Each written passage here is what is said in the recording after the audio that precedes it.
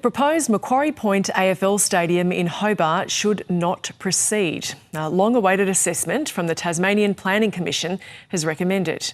ABC Radio Hobart's Leon Compton joins us now to discuss this. Leon, the Planning Commission has said no to the stadium. Tell us, was it a big no?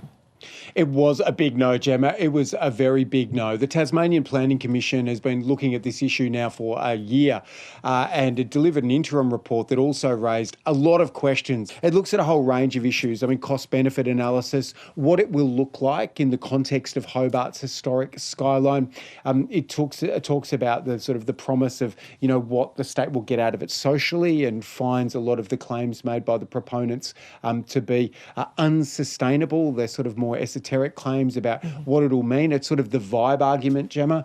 But it also says some of the other issues that it highlighted, like transport, how 23,000 people would get in and out of the stadium, can be surmounted. So that is something that could be done. But overall, it's just too big.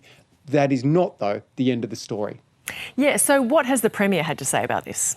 Well, the Premier's come out swinging. He held a press conference about 25 minutes after the TPC handed down their strong no recommendation and said, I'm still committed to this. In fact, I'm as committed as I ever have been. And he listed a whole range of reasons why he is still in favour of a stadium at Macquarie Point. And interestingly, he said the TPC didn't accurately understand or assess the social opportunities that would come from this stadium. For people that are firmly pro-stadium, and I've just got off air, Gemma, as you know, we've had talk back as extensively through the morning off this.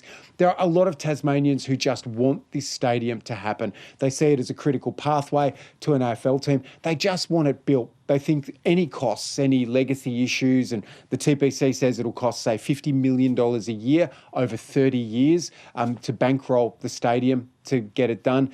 They say any of those costs are worth it, and the Premier seems to support that view.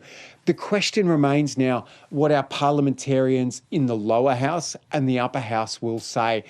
If Labor support this in the lower house, so we've got a Liberal Premier in minority, if Labor look at it and say they'll support it, the stadium will get approved in the lower house.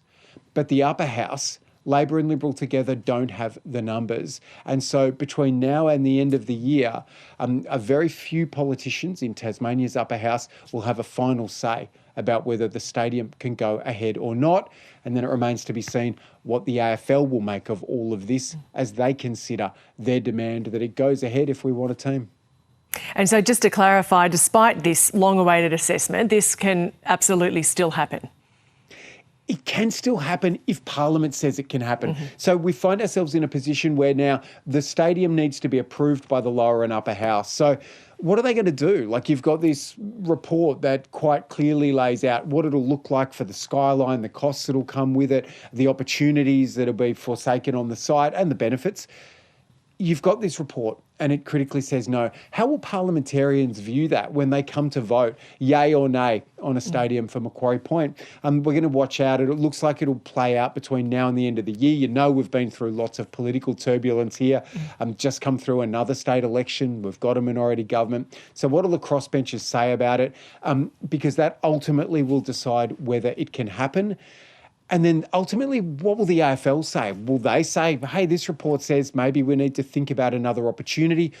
Or will the AFL say, hey, we want a team in by 2028. The draft concessions for the AFL need to be worked out much sooner than that. We need to take it off the table. Maybe you get more time. Maybe you've lost your chance. So it's back over in many ways to the AFL to see how they'll react.